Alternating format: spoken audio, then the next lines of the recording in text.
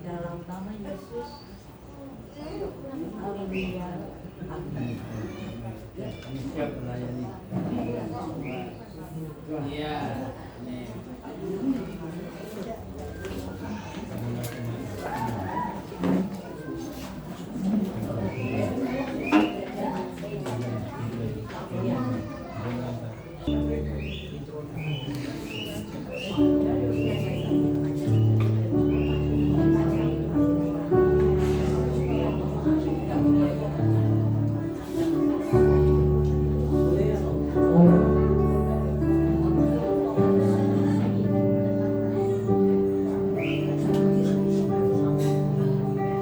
Kita mulai ya Bapak Ibu sekalian, karena sudah tepat jam 5 ya.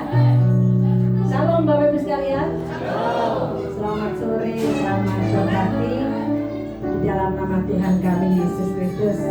Ada sukacita? Tolong angkat tangan semua. Beri kemuliaan bagi nama Tuhan. Haleluya. Mari kita awali ibadah pada sore hari ini. Mari kita undang untuk bangkit berdiri. Kita angkat satu pujian, mataku tertuju pada Haleluya.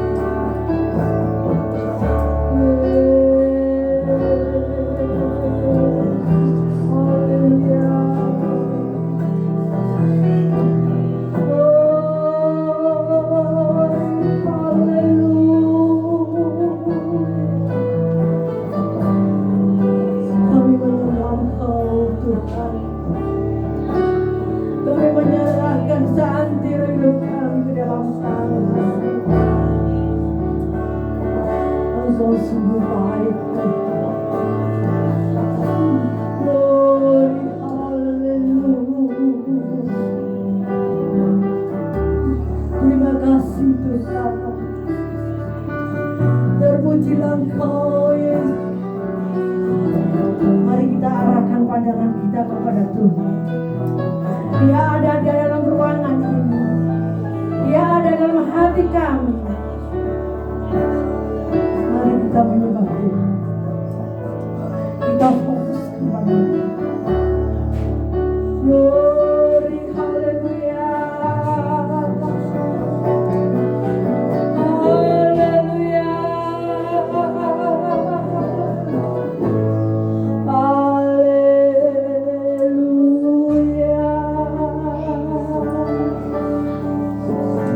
Terima kasih Yesus. Terpujilah Engkau Tuhan. Engkau sungguh ajaib. Engkau mulia Tuhan. Terima kasih Yesus. Mari kita buka suara kita. Kita sembah Dia. Kita menyembah Dia Tuhan Yesus. Haleluya. Oh haleluya. Terima kasih Yesus. Terima kasih.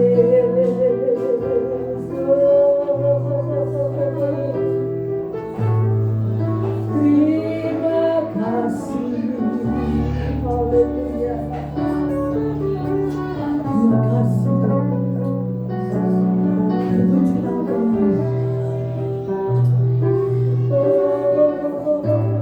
Haleluya. Haleluya. Terpujilah Engkau Yesus. Terima kasih Bapa. Terima kasih. Haleluya. Bapa di dalam surga, Allah yang kami sembah di dalam nama Tuhan kami Yesus Kristus. Pada sore hari ini Tuhan kami datang menyembah Engkau. Kami mengucapkan rasa syukur kami kepadamu ya Bapa, karena Engkau begitu baik dalam kehidupan kami. Sehingga pada saat ini Tuhan, kami boleh kembali berkumpul di tempat ini Tuhan. Kami ingin membalas kasih-Mu Tuhan. Kami ingin memuji serta memuliakan nama-Mu Tuhan. Karena Engkau-lah Allah kami yang patut kami sembah. Terpujilah Engkau Tuhan pada sore hari ini. Bapa di dalam surga, sebentar kami serahkan ibadah pada sore hari ini. Dari awal pertengahan hingga akhirnya Tuhan kami serahkan ke dalam tangan-Mu.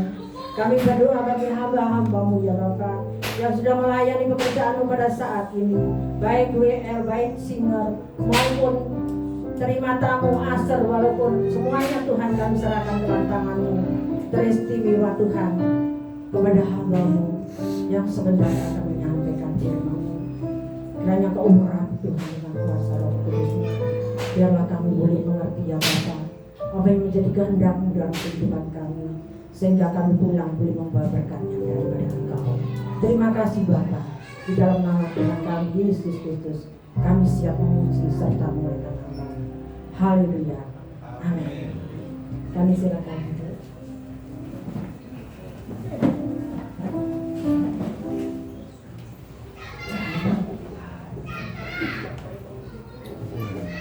Mari kita angkat satu pujian.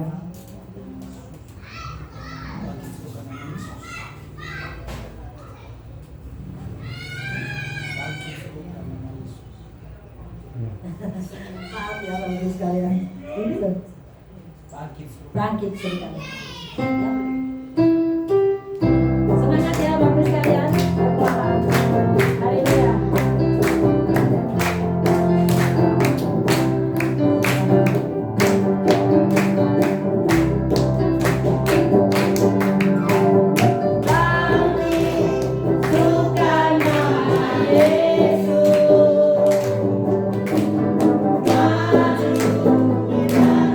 Kuasanya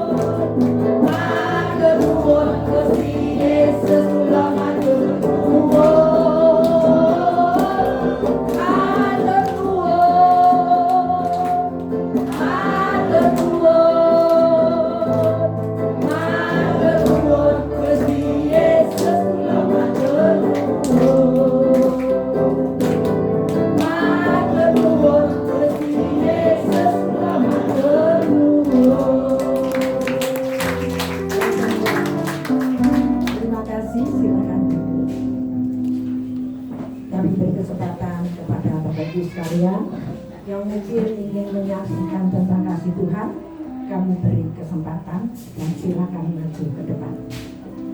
Monggo. Sambil menunggu, oh ada. Ya, terima kasih puji Tuhan.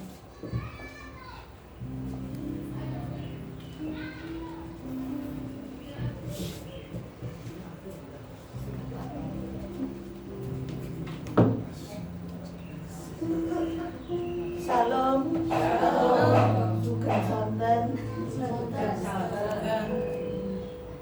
Kula badhe nyaksina gitu kasihnya Tuhan Yesus pada saya. Saya sangat bersyukur bisa kenal Tuhan Yesus ini. Saya dulu dari seberang Bapak Ibu, bukan, jadi makanya saya nol foto, belum memahami lah dengan apa itu, dengan Alkitab itu. Saya waktu itu masuk Kristen itu di JKJW. Pelajarannya JKJW lain kan dengan Pantiposta kayak apa gitu. Terus saya pindah Bumiayu, lantas diajak saudara Bumiayu ke Elim, gereja Elim. Terus saya di sana, kalau suami memang saya atau suami saya langsung, tapi dari gereja Tabernakel.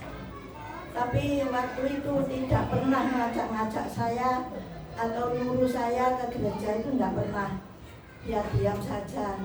Terus waktu saya punya anak satu itu tahun 66. Ya punya anak satu. Sebetulnya anak saya 2, tapi yang satu dipanggil Tuhan. Usia 2 tahun dipanggil Tuhan. Terus yang kedua ini tahun 75. Makanya kalau menurut KTP saya ini masih muda. Usia saya masih 60 berapa gitu loh. Itu kalau menurut KTP, soalnya RT saya tidak ngerti, nggak tanya gitu loh. Lahirnya tahun berapa nggak tanya gitu. Pokok ditulis mau dilahirkan tahun 63. Saya lahir tahun 63, 66 punya anak 1. Berarti usia 3 tahun ya. Terus waktu itu saya punya anak 1 itu sakit mata itu parah sekali, nggak bisa melihat. Terus suami saya waktu Natalan ke gereja itu bawa kue pulang, terus dikasihkan saya, katanya, "Dok, ini Mak Emen sudah didoakan sama Bapak Gembala saya." Terus samakan, terus paginya saya bisa enakan mata saya, tapi saya belum mengerti kalau pertolongan Tuhan Yesus, sebab saya belum kenal Tuhan Yesus. Setelah anak saya besar, dan TK, saya cuma dibilang gini sama suami, "Dok, kalau kamu terserah, saya enggak nyuruh, enggak larang, tapi kalau anak ikut saya." Itu saya ngerti yang diucapkan itu, saya biarkan. Terus anak saya dulu masih kecilnya itu sekolah minggunya rajin. Setelah ditinggal bapaknya mati itu, saya yang kurang didik, kurang menggandeng anak saya, sehingga anak saya sekarang menjadi orang seberang. Dari keluarga saya itu semua Islam, saya sendiri yang jadi orang Nasrani. Saya sangat bersyukur kenal Tuhan itu. Kenal Tuhan kok enak sekali gitu loh. Terus sekarang ini yang saya ikuti cuma kata-kata Pak Wi, harus dengan iman. Kalau mengatakan apapun, saya ingat-ingat itu, saya jalani selama ini. Saya di sini ini bukan orang baru. Kalau mendengarkan omongan dari luar katanya saya orang baru, sudah diangkat misi-misi gitu. Padahal saya di sini nih sudah 2 tahun. 2 tahun saya bukan orang baru. Tapi memang saya belum ngerti apa-apa ya, mengikuti aja.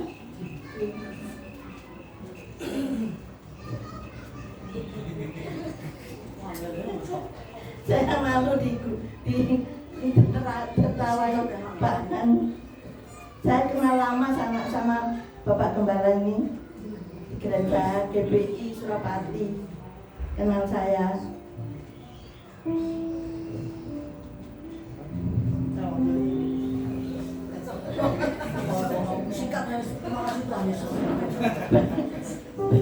Banyak yang lupa ya, yang mau saya saksikan. Ya sudah cukup sekian aja, terima kasih.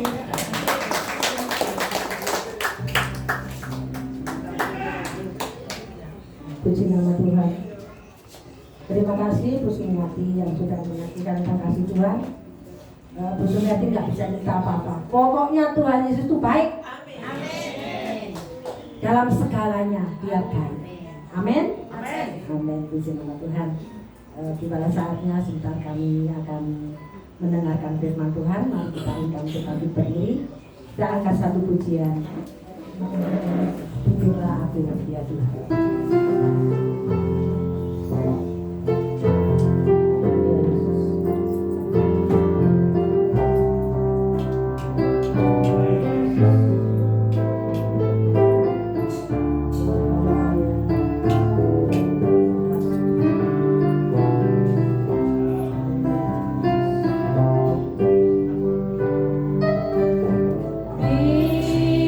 Bimbinglah aku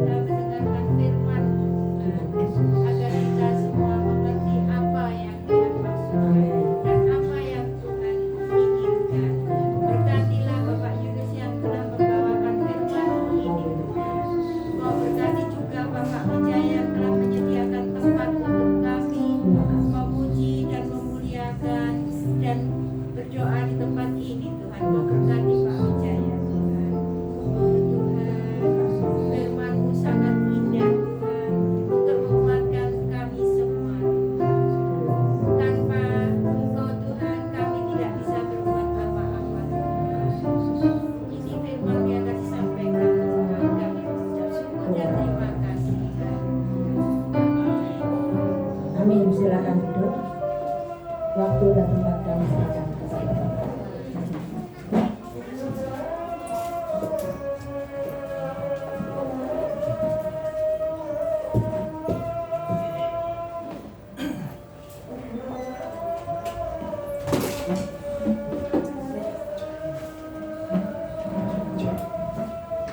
Shalom. Ada sukacita sore hari ini. Biar kanan kiri disenyumin. Haleluya. Orang Kristen itu wajahnya harus bersinar. Amin. Tidak boleh orang Kristen itu wajahnya seperti kates, saudara. Saudara tahu kates? Pepaya ya. Pepaya yang sudah mateng ya, terlalu mateng ya, kan mengkerut semua ya. Orang Kristen tidak boleh seperti itu. Tetapi orang Kristen wajahnya selalu ceria. Itu memancarkan kemuliaan Tuhan. Amin. Ayo kita bersama-sama belajar di dalam Yohanes pasal yang keempat. Yohanes pasal yang keempat ayat 13 sampai 19.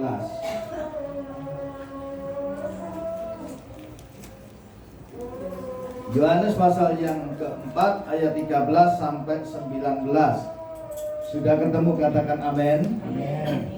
Saya bacakan demikian firman Tuhan dikatakan. Jawab Tuhan Yesus kepadanya, barang siapa minum air ini, ia akan haus lagi. Tetapi barang siapa minum air yang akan kuberikan kepadanya, ia tidak akan haus untuk selama-lamanya. Sebaliknya air yang akan kuberikan kepadanya akan menjadi mata air di dalam dirinya yang terus-menerus memancar sampai kepada hidup yang kekal. Kata perempuan itu kepadanya, Tuhan, berikanlah aku air itu supaya aku tidak haus dan tidak usah datang lagi ke sini untuk menimba air. Kata Tuhan Yesus kepadanya, pergilah, panggillah suamimu dan datang ke sini. Kata perempuan itu, aku tidak mempunyai suami. Kata Tuhan Yesus kepadanya, tepat katamu bahwa engkau tidak mempunyai suami. Sebab engkau sudah mempunyai 5 suami dan yang ada sekarang padamu bukanlah suamimu. Dalam hal ini engkau berkata benar. Kata perempuan itu kepadanya, Tuhan, nyata sekarang kepadaku bahwa engkau seorang nabi. Amin. Saudara yang dikasihi Tuhan, ini adalah penginjilan Tuhan Yesus yang pertama kali dikerjakan. Kisah ini mengatakan bahwa pada waktu itu Tuhan Yesus beserta murid-muridnya sedang dalam perjalanan ke Galilea. Kemudian di tengah perjalanan pada waktu siang dia lewat Samaria dan ketemulah dengan satu sumur. Dan Tuhan Yesus berhenti di sumur itu. Sementara dia duduk, maka murid-muridnya disuruh pergi sama Tuhan Yesus untuk mencari makan. Karena mungkin belum sarapan ya. Jadi siang mungkin sudah mulai jam makan, harus makan, maka muridnya harus keluar untuk mencari makan. Nah, sementara murid-muridnya pergi mencari makan, maka Tuhan Yesus sendirian. Dan tiba-tiba siang hari itu muncullah seorang wanita. Alkitab tidak menyebutkan siapa nama wanita ini, tetapi disebut wanita Samaria. Dan dalam percakapan itu dikatakan, saudara kasih Tuhan, Tuhan Yesus minta air dari wanita ini. Kemudian wanita ini berbicara kepada Tuhan Yesus bahwa orang Yahudi tidak berhubungan, berteman, bersahabat, kira-kira begitu, dengan orang Samaria. Saudara. Nah, dari itulah saudara kasih Tuhan, maka ayat 13 ini mengatakan bahwa Tuhan Yesus menjawab kepada mereka, kepada wanita ini, barang siapa minum air ini, ia akan haus lagi. Tuhan Yesus berkata, barang siapa minum air ini, air yang dari sumur itu maksudnya, ia akan haus lagi. Kenapa demikian? Sumur ini disebut sumur Yakub, sumur peninggalan daripada Yakub pada waktu itu. Dan sesuatu yang dibuat oleh manusia, itu adalah sesuatu yang ada di dalam dunia ini. Nah, sumur ini saudara kasih Tuhan menghasilkan satu air, sehingga setiap hari orang menimba air itu. Dan apapun yang dihasilkan dunia, maka tidak akan pernah memuaskan saudara dan saya. Sesuatu yang dihasilkan dunia itu bersifat sementara, itu bersifat semu, tidak bersifat kekal. Oleh sebab itu Tuhan Yesus berkata, saudara, barang siapa minum air ini, ia akan apa? Haus. Manusia di dunia ini tidak ada yang pernah puas. Katakan amin. Punya mobil satu kepingin, punya rumah satu kepingin, punya suami satu kepingin. Saudara, berbahaya kalau sudah seperti ini. Saudara, jadi manusia tidak pernah puas. Karena apa? Dia mengkonsumsi sesuatu yang dihasilkan oleh dunia. Dunia tidak bisa memberikan kepuasan bagi kita semua. Dunia bersifat semu, dunia bersifat sementara. Oleh sebab itu, apapun yang kita dapatkan dari dunia ini, semuanya ada batasnya. Tetapi Yesus berkata, jika engkau minum daripada air yang kuberikan, maka engkau tidak haus lagi. Artinya adalah sesuatu dari surga, memberikan kehidupan kekal bagi saudara dan saya. Amin. Saudara kasih Tuhan, waktu itu pada siang hari, ya, wanita ini datang waktu siang hari. Pertanyaannya, kenapa wanita ini datang siang hari? Kok enggak pagi-pagi, saudara? Pagi-pagi lebih enak, lebih adem, ya. Kenapa? Ini satu pertanyaan. Mungkin tidak pernah terbenak dalam pikiran kita. Waktu kita baca daripada Yohanes 4 ini, mungkin kita bacanya ya sudah biasa saja. Tapi pernahkah kita berpikir, kenapa wanita ini datangnya siang-siang? Kok enggak pagi-pagi, saudara? Biasanya orang kerja itu enak apa? Pagi. Saudara, awan-awan nanggung, waktunya habis. Tapi wanita ini siang. Alasannya adalah, pertama, bahwa wanita ini menyadari dirinya adalah orang yang najis. Dia menyadari bahwa dia adalah orang yang berdosa.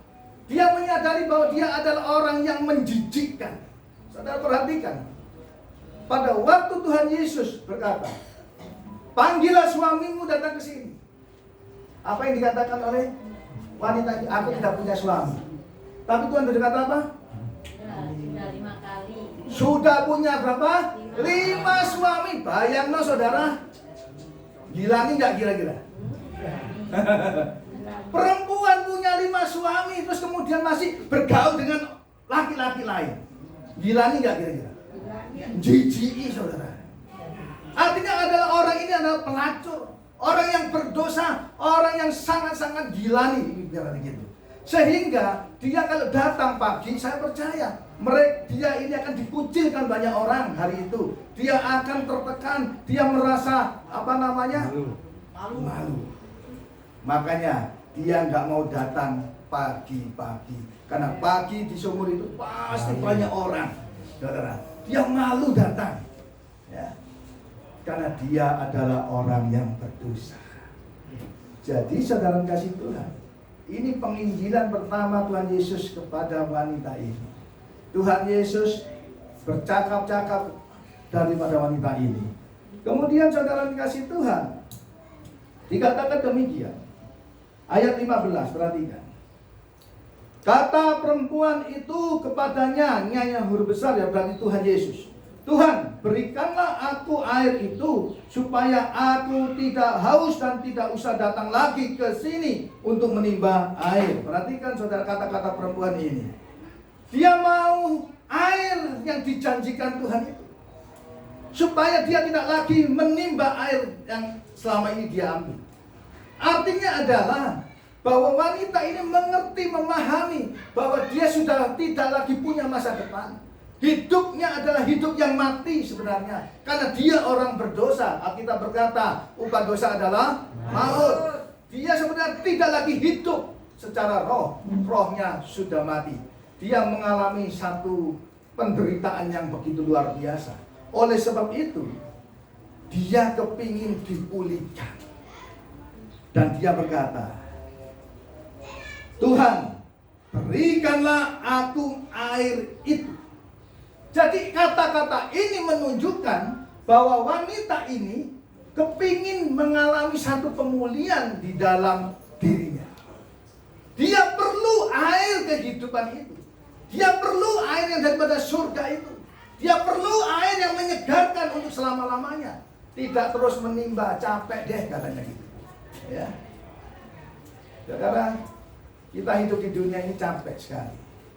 Setiap hari macul, ya, bekerja keras, ya, ada hasil dimakan habis, besok cari lagi, terus capek di dunia ini. Ya. Tapi herannya, banyak suka orang yang masih tinggal di dunia. Halo? Siapa di sini yang sudah capek di dunia? Angkat tangan. Ada lagu lama berkata gini, dengar dia panggil nama saya, dengar dia panggil namamu, kan gitu. Ya. Saudara kalau dipanggil mau nggak sama Tuhan Yesus? Halo? Mau ya? Hari ini mau dipanggil Tuhan Yesus, siap? Mau? Yakin? Aduh Pak, sego pecel saya enak loh Pak. Saudara, seringkali kita ini manusia antik ya. Siapa yang mau masuk surga? Angkat tangan. Semua angkat tangan. Betul? Kita semua mau masuk surga? Mau. Seandainya hari ini Tuhan panggil saudara, mau nggak kira-kira? Mau dong. Katanya mau surga, saudara. Ya? Nah, belum waktunya. Iya. Jadi wanita ini sebetulnya ada satu kerinduan untuk dia mengalami satu pemulihan dalam hidupnya. Dengan bukti, Tuhan berikanlah air ini bukti dia rindu untuk mengalami satu pemulihan. Tetapi selama ini dia tidak mengerti bagaimana caranya. Dia tidak tahu dengan siapa dia minta tolong. Karena semua orang akan menjauh dia. Semua orang akan mencemooh dia. Semua orang akan menghina dia. Karena dia adalah orang yang kotor, orang yang najis, orang yang memang tidak layak bergaul dengan mereka. Saudara, bagaimana sekarang wanita ini mengalami pemulihan? Yang pertama, bagaimana wanita ini mengalami pemulihan? Ayat 16-18 dikatakan demikian. Kata Tuhan Yesus kepadanya, pergilah, panggillah suamimu dan datang ke sini. Kata perempuan itu, dan kata perempuan itu, aku tidak mempunyai suami. Kata Tuhan Yesus kepadanya, tepat katamu bahwa engkau tidak mempunyai suami, sebab engkau sudah mempunyai 5 suami, dan yang ada sekarang padamu bukanlah suamimu. Dalam hal ini engkau berkata benar. Jadi yang pertama, supaya orang mendapatkan pemulihan dalam hidupnya, seperti wanita Samaria ini, yaitu harus ada keterbukaan. Mengakui segala dosanya. Wanita ini mengakui dosanya sama Tuhan. Dia terbuka sama Tuhan. Dia jujur sama Tuhan. Terbuka. Keterbukaan adalah awal daripada pemulihan. Amin. Selama kita tidak ada keterbukaan, maka tidak ada pemulihan. Saudara, kalau saudara sakit kepala, datang ke dokter, kemudian dokter bertanya, Bapak, Ibu, sakit apa? Jawab saudara apa? Sakit kepala, betul? Kenapa? Ya memang yang sakit adalah kepalanya. Seandainya dokternya bertanya begini, Bapak, Ibu, sakit apa? Datang ke sini. Kaki saya yang sakit, Dok. Kira-kira sakitmu bisa sembuh nggak? Tidak bisa sembuh. Saudara sakit kepala, tapi ngakunya sakit kaki. Bisa sembuh nggak? Tidak bisa sembuh. Kenapa? Saudara tidak terbuka kepada dokter tersebut. Saudara tidak jujur kepada dokter tersebut. Tapi jika saudara berkata kepada dokter, iya dok, aku sakit 3 hari, kepalaku teng-tengan, kira-kira gitu ya. Loh kenapa? Karena uangku habis. Wah, lain cerita yang sudah seperti itu. Ya. Jadi terbuka kepada dokter, maka akan dokter menganalisa dan dia kasih obatnya dan saudara bisa sembuh. Nah, Tuhan kepingin kita semua di tempat ini terbuka di hadapan Tuhan. Banyak orang Kristen bujuki sama Tuhan, nipu sama Tuhan. Banyak orang Kristen itu bersandiwara dengan Tuhan. Ya, hati-hati saudara, hati-hati saudara. Tapi Tuhan mau kita semua terbuka di hadapan Tuhan. Suami istri juga harus terbuka di hadapan Tuhan. Tidak boleh singit-singitan, ya. Suami singit-singitan, suami mau ngasih uang saudaranya, ya, sembunyi-sembunyi sama istrinya, gak terbuka. Istrinya mau ngasih uang kepada saudaranya, membantu saudaranya, juga begitu, gak terbuka, sembunyi-sembunyi. Banyak sekali itu terjadi. Hati-hati. Kalau itu terjadi, maka tidak akan ada pemulihan dalam rumah tangga. Tuhan mau kita semua terbuka. Saudara kasih Tuhan, dalam Kejadian pasal yang ketiga ayat yang ke-9, ya, saudara nanti bisa lihat di situ, itu berbicara waktu manusia jatuh ke dalam dosa. Persoalan terbesar manusia kesalahan terbesar manusia di hadapan Tuhan itu adalah dia sembunyi, yang pertama. Yang kedua, dia tidak terbuka di hadapan kita. Jadi waktu manusia itu sudah di warning sama Tuhan, engkau boleh ambil semuanya di taman ini, kemudian hanya satu buah ini tidak boleh kau makan. Maka hari itu si Tante Hawa jalan-jalan sendirian, jogging sendirian. Makanya hati-hati, ibu bapak, kalau engkau pergi-pergi harus berdua-duaan. Amin. Jangan sendirian seperti Tante Hawa. Ya, Tante Hawa dewean, Adamnya tidur, kira-kira begitu ya. Kemudian Hawa ketemu dengan iblis dalam bentuk ular, mulai bercakap-cakap, mulai membuka peluang, membuka celah dalam hidupnya. Kemudian di situ terjadi satu perbincangan dan iblis mulai menipu, memperdaya wanita itu. Dan Alkitab berkata, waktu wanita itu melihat buah itu, maka dikatakan kelihatannya menarik hati. Dunia memberikan sesuatu yang menarik hati. Saudara, hati-hati. Tapi ujung-ujungnya adalah maut. Maka diambillah buah itu. Kemudian buah itu diberikan kepada Adam dan mereka berdua makan. Di dalam Kejadian pasal 9, mereka mendengar langkah kaki Tuhan. Dan Tuhan berkata, di mana engkau? Di mana engkau? Tapi Alkitab berkata, manusia itu sembunyi. Ayo kita lihat. Saudara kelihatannya nggak yakin, saudara. Ya. Ayo dilihat saudara di dalam Kejadian pasal yang ketiga ayat yang ke-9. Ya. Lihat. Kejadian 3 ayat yang ke-9 dikatakan demikian. Tetapi Tuhan Allah memanggil manusia itu dan berfirman kepadanya, di mana engkau? Apakah Tuhan tidak tahu keberadaan manusia itu? Sangat-sangat tahu, saudara. Sangat-sangat tahu. Tapi kenapa Tuhan bertanya, di mana engkau? Seakan-akan Tuhan tidak tahu keberadaan Adam dan Hawa. Tuhan mau manusia ini, Adam dan Hawa, datang kepada Tuhan, mengakui segala kesalahannya. Itu yang Tuhan mau. Bukan Tuhan tidak tahu. Perhatikan saudara.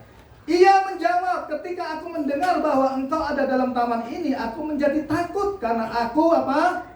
Telanjang. Sebab itu aku bersembunyi. Bersembunyi itu menjauh dari Tuhan. Bersembunyi itu menghindar. Perhatikan saudara, salah menghindar. Sudah salah menjauh. Sudah salah tidak terbuka di hadapan Tuhan.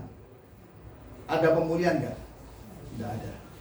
Kalau saudara salah dengan suami, terbukalah sama suami, minta maaf. Jangan menghindar, jangan menjauh, tapi engkau datanglah kepada suamimu atau kepada istrimu untuk minta maaf. Terbuka, ceritakan kejadian sebenarnya.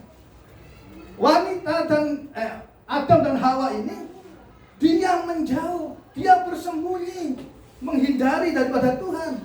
Saudara, menghindari pada Tuhan. Sesuatu yang luar biasa yang tidak harus terjadi. Coba saudara perhatikan. Seandainya waktu itu Tuhan berkata, di mana engkau? Kemudian manusia itu muncul keluar dari persembunyiannya. Kemudian dia minta ampun kepada Tuhan.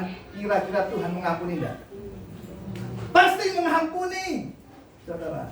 Tapi karena Alkitab berkata mereka sembunyi, saudara, artinya nggak terbuka lagi kepada Tuhan, ya, maka ayat 11 dikatakan, firman-Nya, Siapa yang memberitahukan kepadamu bahwa engkau telanjang? Apakah engkau makan daripada buah pohon yang kularang engkau makan itu? Manusia itu menjawab, perhatikan ayat 12. Perempuan itu yang kutempatkan di sisiku, dialah yang memberi dari buah pohon itu kepadaku, maka ku makan. Ini jawabnya Adam. Kemudian ayat 13. Kemudian berfirman Tuhan Allah kepada perempuan itu, apakah yang telah kau perbuat ini? Jawab perempuan itu, ular itu yang memperdaya aku, maka ku makan. 14. Lalu firman Tuhan Allah kepada ular itu, karena engkau berbuat demikian, terkutuklah engkau di antara segala ternak dan di antara segala binatang hutan. Dengan perutmulah engkau akan menjala, dan debu tanahlah akan kau makan seumur hidup. Ayat 17 katakan demikian. Lalu firman-Nya kepada manusia, kalau tadi kepada ular, sekarang kepada manusia, karena engkau mendengarkan perkataan istrimu dan memakan dari buah pohon yang telah kuperintahkan kepadamu, jangan makan daripadanya, maka terkutuklah tanah karena engkau dengan susah payah engkau akan mencari rezekimu dari tanah seumur hidupmu. Semak duri dan rumput duri yang akan dihasilkan bagimu, dan tumbuh-tumbuhan di padang akan menjadi makananmu. Dengan berpeluh engkau akan mencari makanan sampai engkau kembali lagi menjadi tanah, karena dari situlah engkau diambil, sebab engkau debu dan engkau akan kembali menjadi debu. Manusia itu memberi nama Hawa kepada istrinya, sebab dialah yang menjadi ibu manusia yang itu. Saudara, perhatikan, waktu Tuhan bertanya kepada Adam, ya, ayat 12 tadi dikatakan, manusia itu menjawab, perempuan yang kau tempatkan di sisiku, dialah yang memberi dari buah pohon itu kepadaku. Jadi Tuhan bertanya kepada Adam, jawabnya Adam apa? Perempuan itu yang kau taruh di sisiku, dialah yang. Kemudian Tuhan bertanya kepada Hawa, apa yang dikatakan? Ular itu. Dengar baik saudara, pertanyaan saya malam hari ini, apakah manusia ini ada keterbukaan kepada Tuhan? Tidak ada. Waktu ditanya Tuhan, yang laki nyalakan yang perempuan nyalakan ular. Berapa banyak anak Tuhan seperti ini, waktu mengalami kekacauan hidupnya, satu dengan yang lain saling tuduh, saling menyalahkan, tidak ada keterbukaan. Maka ayat 17 terjadi, terkutuklah. Maka yang laki-laki akan mencari makanan rezeki dengan susah payah. Wah, luar biasa susah payah, saudara. Sampai hari ini kita sebagai laki-laki susah payah kerjanya, ya. Orang dunia berkata banting tulang, kan tulangnya dibanting-banting. Kemudian yang perempuan apa? Akan kesakitan dalam melahirkan. Ada nggak sampai hari ini para ibu-ibu, para perempuan kalau melahirkan ngomong begini sampai tertawa-tawa, asik. Ada nggak? Halo? Nggak ada. Kita semua para ibu di sini sudah sudah pernah melahirkan. Amin. Dan apa yang saudara rasakan waktu melahirkan? Sakitnya minta ampun. Bahkan orang berkata orang melahirkan itu totoane ngomong. Nggak ada orang melahirkan sampai santai-santai metingkrang, asik Tuhan, enjoy aja. Nggak ada. Tapi meskipun sakitnya minta ampun, totoane nyawa, tapi yo bolak-balik mana. Orang berkata itu apa? Kapok. Iya. Siji kurang mak, loro kurang, telu kurang. Satu mesin suwi-suwi. Haleluya. Jadi inilah hasil daripada tidak keterbukaan, tidak ada kejujuran, maka kutuklah yang terjadi. Wanita ini terbuka di hadapan Tuhan, dan Tuhan mengakui, benar katamu. Saudara, jadi langkah pertama untuk kita mendapatkan pemulihan, maka kita harus terbuka di hadapan Tuhan, mengaku dosa kita, mengakui segala kesalahan daripada kita. Di dalam 1 Yohanes pasal yang pertama ayat yang ke-9, saudara bisa lihat di sini. 1 Yohanes pasal yang pertama ayat yang ke-9 dikatakan demikian. Jika kita mengaku dosa kita, maka ia adalah setia dan adil, sehingga ia akan mengampuni segala dosa kita dan menyucikan kita dari segala kejahatan. Perhatikan, jika kita mengaku dosa kita, mengaku kesalahan kita, mengaku pelanggaran kita, maka ia, Tuhan, adalah setia dan adil. Dia pasti mengampuni. Amin. Oleh sebab itu, ayo kita harus jujur. Jangan suka bohong. Jangan suka nutup-nutupi masalah. Saudara, waktu kita bohong sekali, maka kita harus siapkan 10 kali bohong. Untuk apa? Untuk menutupi kebohongan yang pertama. Kalau itu terus berlanjut, maka kita akan menjadi pembohong, pendusta. Siapa bapak pendusta? Setan. Iblis. Berarti kita tidak lagi anak Tuhan, tapi anak ngomong kanan kiri, jangan bohong ya. Haleluya. Karena kita anak Tuhan. Jadi kalau ada orang yang suka bohong, suka dusta, dia adalah anak. Ya, bukan saya yang ngomong, saudara. Haleluya. Jadi yang pertama, saudara, adanya keterbukaan. Yang kedua, ayat 19 sampai 22 dikatakan demikian. Balik lagi di dalam Yohanes pasal yang keempat, ya.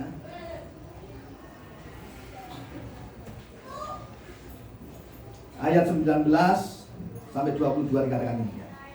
Kata perempuan itu kepada Tuhan Yesus, nyata sekarang padaku bahwa engkau seorang nabi. Nenek moyang kami menyembah di atas gunung ini, tetapi kamu katakan bahwa Yerusalemlah tempat orang menyembah. Kata Tuhan Yesus kepadanya. Yohanes pasal yang 4 ayat 19 sampai 22. Saya lanjutkan 21. Kata Tuhan Yesus kepadanya, percayalah kepadaku hai perempuan, saatnya akan tiba bahwa kamu akan menyembah Bapa bukan di gunung ini dan bukan juga di Yerusalem. Kamu menyembah apa yang tidak kamu kenal. Kamu menyembah apa yang kami kenal. Sebab keselamatan datang dari bangsa Yahudi. Perhatikan. Yang kedua adalah hidup di dalam pertobatan. Jadi yang pertama keterbukaan. Yang kedua hidup di dalam pertobatan. Jadi di sini perempuan ini berkata kepada Tuhan Yesus, nyata sekarang padaku bahwa engkau seorang nabi. Nenek moyang kami menyembah di atas gunung, tetapi kamu katakan bahwa Yerusalemlah tempat orang menyembah. Saudara perhatikan. Dia berkata, perempuan ini, nenek moyang kami menyembah di atas gunung. Tapi kamu berkata, maksudnya Yesus, orang Yahudi maksudnya, bahwa menyembah itu ada di Yerusalem. Saya akan cerita sedikit sejarahnya. Jadi pada waktu pembuangan atau pengasingan di Babel waktu itu, semua orang Yahudi dibawa ke Babel. Tetapi ternyata ada yang masih tersisa, tidak terangkut di Babel. Maka yang tersisa ini, yang ada di Samaria ini, mereka mengalami kawin campur dengan yang lain, sehingga dia tidak lagi murni menjadi orang Yahudi. Sehingga dikatakan orang Samaria adalah orang yang berdosa, karena kawin campur dengan orang yang tidak mengenal Tuhan. Nah, satu kali orang-orang Yahudi ini pulang dari pembuangan dari Babel. Kemudian mereka datang di Samaria dan mau membangun kembali bait Allah. Nah, orang-orang Samaria ini mau membantu untuk membangun bait Tuhan. Tapi orang-orang Yahudi berkata, tidak usah. Kamu tidak boleh, karena kamu bukan orang Yahudi murni. Kamu sudah tercampur. Kamu adalah orang yang najis. Kamu adalah orang yang tidak layak di hadapan Tuhan. Maka mereka tidak boleh ikut dalam pembangunan bait Allah. Kemudian orang Yahudi membangun bait Allah itu di Yerusalem sebagai senternya, sebagai pusatnya. Penyembahan di Yerusalem, kiblatnya di Yerusalem. Nah, setelah bait Tuhan, bait suci ini jadi, orang-orang Samaria merindukan ibadah. Mereka mau beribadah di Yerusalem, di bait yang sudah dibangun. Tapi orang Yahudi menolak, tidak boleh.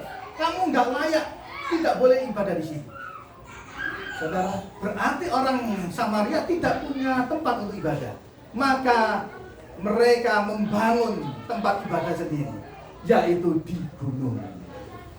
Sehingga wanita ini berkata, karena orang ini adalah orang Samaria, dia berkata, nenek moyang kami menyembah di gunung itu. Tapi kamu katakan, maksudnya mewakili orang Yahudi, menyembahnya di Yerusalem. Saudara, tapi kemudian Tuhan Yesus berkata ayat 21, percayalah kepadaku hai perempuan, saatnya akan tiba bahwa kamu akan menyembah Bapa bukan di gunung ini dan juga bukan di Yerusalem. Kamu menyembah apa yang tidak kamu kenal, tapi kami menyembah apa yang kami kenal, sebab keselamatan datang dari bangsa Yahudi. Jadi Tuhan berkata, kamu tidak lagi perlu menyembah kiblatmu ke gunung itu, tidak perlu lagi menyembah kiblatnya di Yerusalem, tetapi engkau menyembah kepada kebenaran, saudara, yaitu kepada Yesus Kristus Tuhan. Itulah sebabnya kita bersyukur menjadi orang Kristen. Kita dalam ibadah nggak perlu ribut cari kiblat, ngadepe dulu. Ya, tapi orang di luar Kristen, mereka punya kiblat, harus ngadep ke sana. Oh, harus karena mereka punya di sini. Itulah sebabnya orang Kristen bebas mau ngadepin ke timur, ke barat, utara, selatan, terserah, gak pusing, saudara. Amin. Ada di antara orang Kristen sini kalau mau doa, lihat dulu, seiki kula apa etan kira-kira ya. Ada nggak seperti itu? Nggak ada. Saudara di rumah ngadep sana boleh, kemudian di tempat lain ngadep sana boleh, terserah. Kenapa? Ada Kristus dalam hidup saudara. Oleh sebab itu Tuhan berkata seperti ini kepada wanita ini. Artinya wanita ini tidak perlu lagi engkau melihat latar belakangmu, tidak lagi perlu engkau mengikuti nenek moyangmu, tetapi yang terpenting sekarang adalah berjalan di dalam kebenaran. Artinya hidup di dalam pertobatan. Pertobatan itu berarti setiap hari. Sering kali saya katakan, tidak cuma sekali, setiap hari. Kenapa? Karena setiap hari kita masih bisa melakukan dosa. Oleh sebab itu, pertobatan itu adalah satu proses kesempurnaan untuk kita menuju kepada sama seperti Kristus. Amin. Kita dibentuk, Alkitab dari awal, baiklah manusia dibentuk, diciptakan serupa dengan gambar siapa? Gambar Allah, Yesus. Jadi kita diproses lewat satu pertobatan setiap hari supaya kita dibentuk sama seperti Kristus. Yang kedua, hidup dalam pertobatan. Yang ketiga, ini kira-kira sampai 10 poinnya ya. Yang ketiga, ayat berikutnya 23-24 dikatakan demikian. Tetapi saatnya akan datang dan sudah tiba sekarang bahwa penyembah-penyembah benar, perhatikan, penyembah-penyembah benar akan menyembah Bapa dalam roh dan kebenaran, sebab Bapa menghendaki penyembah-penyembah demikian. Allah itu roh, dan barang siapa menyembah Dia harus menyembahnya dalam roh dan kebenaran. Perhatikan yang ketiga, dikatakan tetapi saatnya akan datang dan sudah tiba sekarang bahwa penyembah-penyembah benar. Tuhan ingin pribadi, bukan cara. Dikatakan penyembah-penyembah berarti pribadi-pribadi yang melakukan penyembahan, ya, akan menyembah Bapa dalam roh dan kebenaran. Jadi yang ketiga adalah Tuhan mau kepada wanita ini hidup di dalam penyembahan. Hidup dalam penyembahan. Hidup dalam penyembahan. Pribadi yang menyembah Tuhan. Menyembah itu apa? Menyembah itu menghormati Tuhan. Menyembah itu apa? Memuliakan nama Tuhan. Jadi banyak orang cuma konteksnya sempit. Oh, aku mau menyembah Tuhan hanya di gereja waktu dilakukan penyembahan, bahasa roh dan seterusnya. Setelah keluar dari gereja, hilang sudah. Bukan itu, saudara. Tapi yang Tuhan mau adalah kehidupan kita ini menunjukkan penyembahan di hadapan Tuhan, yaitu selalu memuliakan nama Tuhan dimanapun kita berada. Jadi jangan sampai kita di tempat A, ya tadinya tempat A ini damai, begitu kita masuk jadi ribut. Kemudian ada tempat B, tadinya tenang, begitu kita masuk jadi masalah, ya. Kemudian ada tempat C yang tadinya damai sejahtera, begitu kita masuk jadi berantakan. Pertanyaannya adalah, yang bermasalah orangnya apa tempatnya? Orangnya. Kalau orang-orang seperti ini, apakah menunjukkan sebagai orang yang pribadi penyembah? Bukan, karena dia tidak mempermuliakan Tuhan. Dia tidak mengagungkan Tuhan dalam hidupnya. Tapi kita dimanapun juga boleh menjadi berkat, memuliakan nama Tuhan. Itulah yang disebut menyembah. Jadi bukan cuma di dalam gereja saja. Tidak. Mungkin di gereja oke, ya. Tapi di luar gereja kita harus tunjukkan pribadi Kristus. Alkitab berkata, Paulus ngomong, hidupku adalah Kristus, mati adalah keuntungan. Jadi setiap kali selama kita masih hidup, maka orang melihat kita itu melihat Kristus. Amin. Ya, di dalam gereja juga sama. Waktu kita menyembah, ya, berarti saudara mengundang hadirat Tuhan. Amin. Saudara undang Tuhan jauh-jauh dari surga turun ke sini. Begitu sudah hadir di tempat ini Tuhan, saudara maaf bicara, main HP dewe, chattingan, WA, IG, Facebook. Tuhan kecewa nggak kira-kira? Saudara menghormati Tuhan nggak? Kalau aku jadi Tuhan, saudara tak ketahui saudara. Tidak menghormati Tuhan. Dan saudara ibadah saudara akan menjadi ibadah yang sia-sia. Saudara datang sakit, pulang tambah teman saudara. Ya. Oleh sebab itu waktu ibadah, fokuslah kepada Tuhan. Karena saudara sudah mengundang hadirat Tuhan. Dan Tuhan hadir, maka hormatilah kehadiran Tuhan. Waktu kita menghormati hadirat Tuhan, maka Tuhan akan menjamah hidupmu. Hidupmu dipulihkan, hidupmu diberi kekuatan yang baru. Amin. Engkau pulang dari ibadah mendapatkan sesuatu yang berbeda. Wow. Bukan cuma menjadi rutinitas. Itu yang Tuhan mau. Ada perubahan di dalam kehidupan kita. Waktu kita menjadi seorang atau pribadi penyembah. Jadi yang ketiga, Tuhan mau pribadi-pribadi penyembah. Wanita ini menjadi pribadi yang menyembah. Yang keempat, ayat 25 dan 26 dikatakan demikian. Jawab perempuan itu kepadanya, aku tahu bahwa Mesias akan datang yang disebut juga Kristus, tetapi ia datang, ia akan memberitakan segala sesuatu kepada kami. Ayat 26 dikatakan, kata Tuhan Yesus kepadanya, akulah dia yang sedang berkata-kata dengan engkau. Wow. Jadi yang keempat adalah memiliki iman di dalam Kristus. Mempercayai Kristus 100%. Ya. Jadi tadinya wanita ini menyebut Tuhan Yesus bukan Tuhan, tapi nabi. Ya. Tapi ayat 25, 26 kata Tuhan Yesus kepadanya, akulah dia yang sedang berkata-kata dengan engkau. Ayat 26-nya. Wah. Tapi ayat 25-nya perempuan ini berkata kepada Tuhan Yesus, aku tahu bahwa Mesias, kalau tadi dia sebut apa? Nabi, tapi sekarang dia sebut Mesias yang akan datang disebut juga Kristus. Wah. Jadi dia mulai mengerti bahwa yang berhadapan dengan dia, yang bercakap-cakap itu adalah Mesias.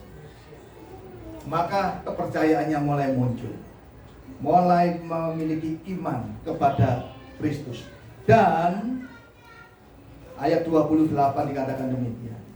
Maka perempuan itu meninggalkan tempayannya di situ, lalu pergi ke kota dan berkata kepada orang-orang yang di situ, mari lihat, di sana ada seorang yang mengatakan kepadaku segala sesuatu yang telah ku perbuat. Mungkinkah dia Kristus?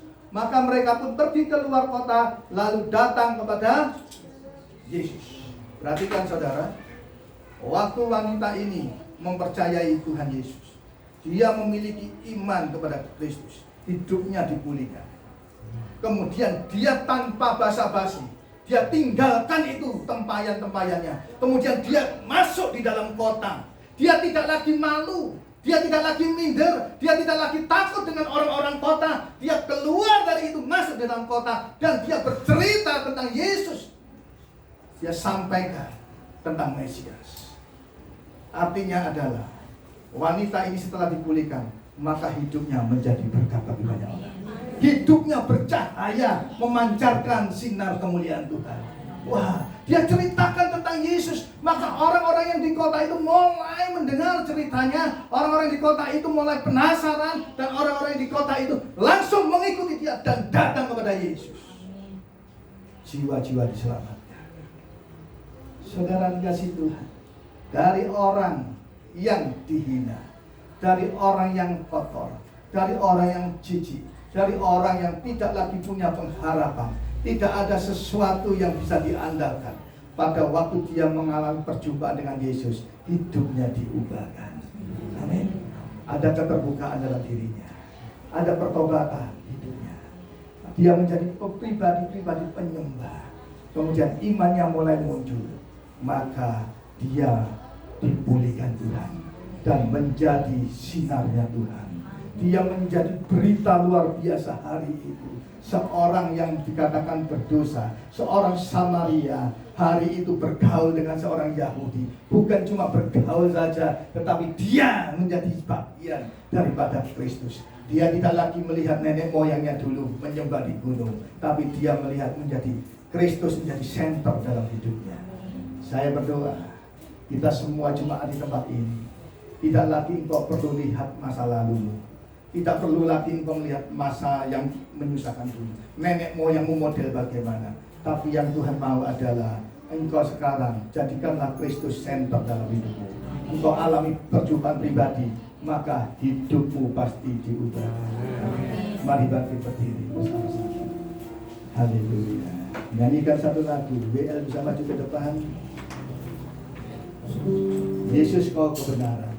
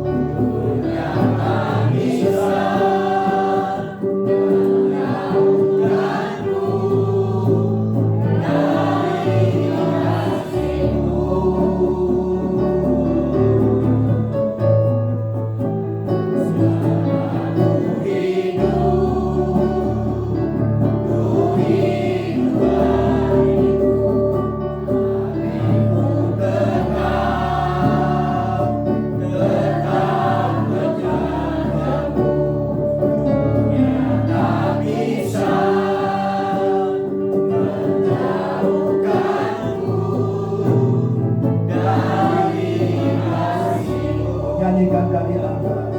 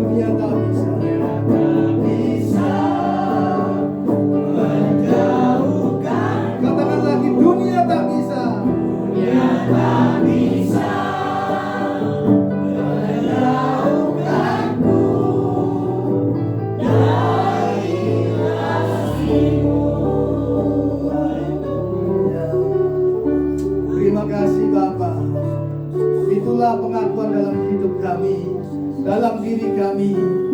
Kami mau meresponi firman-Mu pada malam hari ini. Biarlah satu pelajaran bagi kami terhadap wanita Samaria ini. Dia adalah orang yang tidak lagi memiliki pengharapan. Dia mestinya orang yang sudah mati. Dia orang yang hina. Dia orang yang kotor. Tetapi pada waktu mengalami perjumpaan dengan Tuhan, maka hidupnya mengalami perubahan. Dia memiliki masa depan yang gilang gemilang. Dia menjadi alat kemuliaan Tuhan yang luar biasa.